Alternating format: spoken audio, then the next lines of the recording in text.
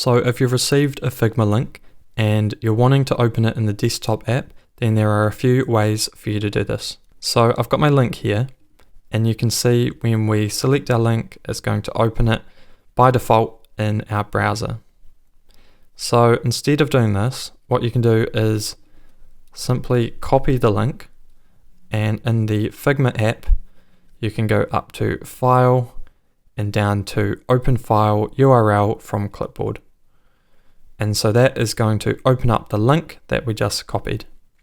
Now, if you've already got it open in your browser, what you can do is click the Figma icon here, or the main menu, and you can see down the bottom here, we can select Open in Desktop app. Now you might need to configure a few settings for it to connect.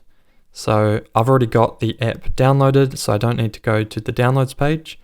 So I'm just going to select I'm ready to connect, select connect, and then open up your settings. And you can see I just need to allow microphone access. I have no idea why they need this, but we'll allow it this time. And we need to allow local network access. And so you can do this by clicking this little icon here and just toggling on the local network access. So once you've done that, we just need to reload the page. And if we repeat those steps, scroll down, open it in the app, and you can see here we go, it's opened it up in our Figma application. Now in the future, if you want to make sure your links always open by default in the desktop application, then what you need to do is click the main menu, go down to Preferences, and just make sure to select Open Links in Desktop app.